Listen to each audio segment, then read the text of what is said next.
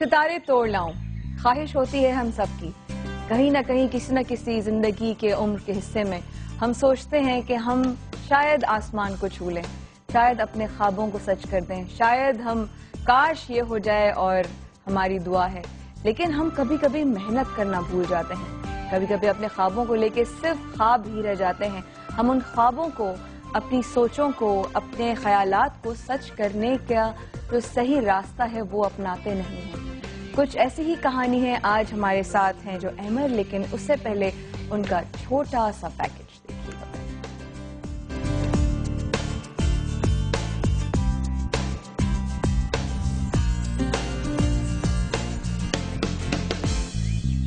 Korangi 2 number کا رہائشی تھا۔ 97 میں تقریباً ایک پروجیکٹ اسٹارٹ ہوا، community development project Rabia general hospital. وہاں لوگوں کو مفت دوائی وغیرہ فراہم کی جاتی تھی، اور اس کے ساتھ ساتھ دوپہر میں اور شام میں 1 روپے میں دال دی جاتی تھی، اور ساتھ میں اس 1 روپے کے اندر 2 روٹیاں بھی جو ہیں وہ مفت دی جاتی تھیں۔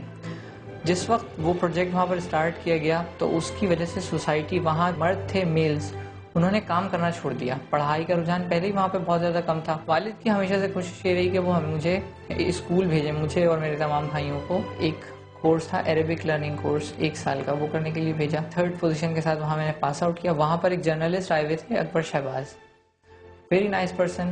تو انہوں نے جو ہے وہ مجھ سے پوچھا کہ آپ جو ہے وہ کیا کیا ہوا ہے۔ میں نے ان کو بتایا کہ میں نے ڈی اے کیا ہے۔ تو کہا کہ آگے کیوں نہیں پڑھتے؟ میں نے بتایا کہ جو کورسز ہیں ٹیکسٹائل کے وہ بہت زیادہ ایکسپینسو ہیں۔ تو انہوں نے پھر فائنلی مجھے اسکالرشپ دی۔ 2000 میں میرا ایک ڈریم تھا کہ میں کچھ بنوں، وہ بات اپنی جگہ تھی۔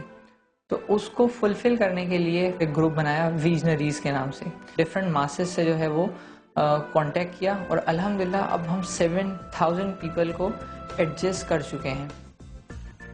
اور حضرات، ایک ایسا لڑکا جس کا بچپن بہت اسٹرگل میں گزرا، اور جب اس نے سوچا کہ میں نے کچھ کرنا ہے تو وہ ایک دن کر کے بھی بیٹھ گیا۔ آج وہ ایسی جگہ پر ہے جہاں پر وہ نہ صرف اپنے لیے کچھ کر کے بیٹھا ہے بلکہ بہت سارے لوگوں کے لیے وہ ایک ایسا پلیٹ فارم بنا کے بیٹھا ہے کہ وہ اپنی سٹوری شیئر کرنا چاہتا ہے کہ بچپن اس کا کیسے گزرا اور اس نے کہاں زندگی میں اس زندگی سے ہار مان لی تھی۔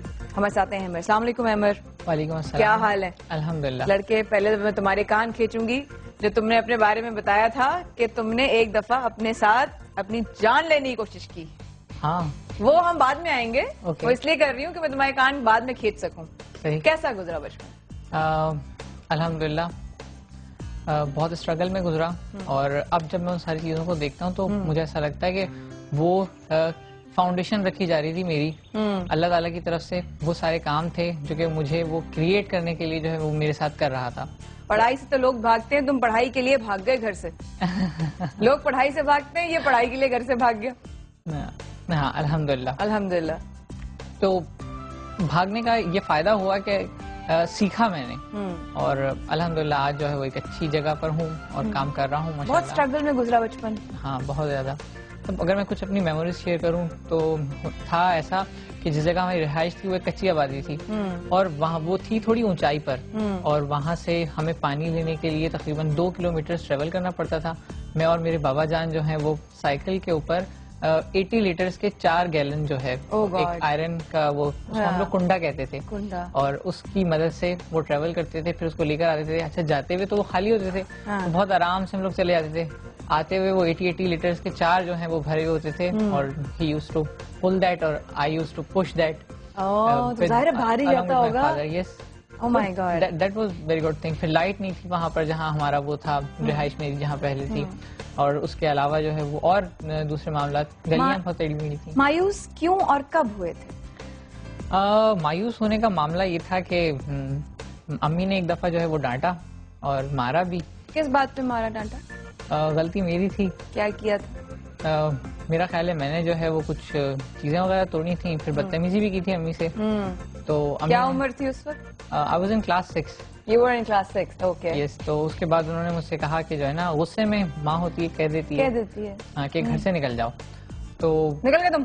بس میں گھر سے نکل گیا۔ تم سیریس لے لیا تم نے؟ جی۔ ہمیں تو صبح شام کہتے ہیں ڈانٹے پڑتی ہیں، ہم نہیں جاتے چھوڑ کے۔ تم گئے چلے گئے؟ کیوں گئے؟ بس چھوٹا تھا، سمجھ نہیں تھی تو۔ کلاس 6 میں تھے تم؟ یس۔ اتنا تمہارا دماغ، مطلب سر تمہاری کھوپڑی اتنی گرم تھی کہ اما نے کہا نکل جاؤ، تم نکل گئے. اب میری غلطی تھی. اب احساس ہوتا ہے کہ جو ہے نا کیسے رہی ہوگی ماں تمہارے پاس؟ صحیح بات ہے. جب میں آیا ہوں 6 دن بعد گھر تو they were very 6 upset. دن اماں کو تکلیف دی تم نے. مجھے بہت افسوس ہے ساری زندگی ان کے. شرم نہیں آئی تمہیں؟ ہیں آتی ہے، بہت آتی ہے. تے گندے بچے ہو تم، لیکن اب اچھے بچے ہو. اچھا پھر اس کے بعد کیا ہوا؟ بس پھر اس کے بعد جو ہے وہ واپس آیا میں. پھر بہت وارم ویلکم کیا سارے گھر والوں نے. اور جو ظاہر ہے وہ ویلکم کریں گے. ہمارا بچہ تمغہ پتہ نہیں کون سا جیت کر آیا، 6 دن بعد ہار پھول لے کے نہیں کھڑے تھے تمہارے لیے؟ نہیں، بابا نے تو ڈانٹا کافی. بہت اچھا کیا. لیکن ماما واز ویری اپسیٹ. خیر ساتھ میں اسی دوران بابا کے ساتھ تھوڑی سی اسٹرگل وغیرہ کرتا رہا. پڑھائی میری چل رہی تھی. We used to sell light house سے اولڈ پرس وغیرہ ملتے تھے. اچھا لائٹ ہاؤس پہ؟ جی وہ لاتے تھے ہم لوگ اور لا کر واش وغیرہ کر کے ان کو، اور پھر وہ جو ہے وہ سنڈے بازار کے اندر سیل آؤٹ کیا کرتے تھے. تو اس دوران سنڈے بازار سے کہاں لگتا تھا؟ یوزلی کورنگی کے اندر یا کراسنگ پہ. اچھا وہاں پہ جو لگتا تھا جی. لائٹ ہاؤس سے پرس خرید کے صاف کر کے ان کو کلین کر کے پھر سنڈے بازار میں ملتے تھے. اچھا اچھا واہ. تو اس قسم کی تھوڑی سی ایکٹیویٹی تھی. اس کے علاوہ میرے والد جو ہیں وہ ہمیشہ سے بہت زیادہ اسٹرگل کی انہوں نے. مطلب میں نے ان کو 2 جابس کرتے ہوئے دیکھا ہے ہمیشہ to fulfil all requirements. Education کا جو معاملہ تھا وہ سارا. اور الحمدللہ بہت محنتیں کی انہوں نے، اور اب بھی جو ہے وہ بہت زیادہ محنت کرتے ہیں. تو وہ تمام کام چلتے رہے. اس کے بعد پھر میں نے میٹرک کر لیا. میٹرک کے بعد میں نے ڈی اے میں ایڈمیشن لیا. جس دوران میں نے ڈی اے میں ایڈمیشن لیا اس دوران FM 100 پاکستان سے جو ہے وہ ایک پروگرام آن ایئر تھا یوتھ ٹائم کے نام سے. ٹھیک ہے. اس پروگرام کی تھیم یہ تھی کہ جو ہمارے ینگسٹرز آج کل کچھ نہیں کر رہے وہ کچھ کرنے لگیں. اچھا. تو وہاں میں نے ایک اسٹوری لکھی. آئی وون 3rd. اوہ واو.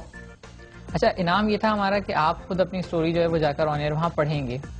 اچھا تم تو تیار ہو گئے اس وقت؟ تمہیں تو کمر باندھی ہوگی. میں تو بالکل تیار تھا، لیکن میں نے تو ڈانٹ بھی پڑی، گھر بھی چھوڑا پڑھائی کے لیے، پھر وہ اما نے ڈانٹا تب بھی چھوڑ دیا.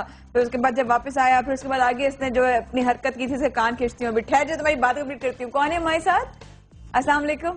شکیل کاٹی سے. جی شکیل صاحب السلام علیکم. وعلیکم السلام بہن. جیتے رہو. میم میری ابھی ایک کال آئی تھی تو میں نے آپ سے بولا تھا کہ میں آپ کو ایک بات آپ کے علم میں.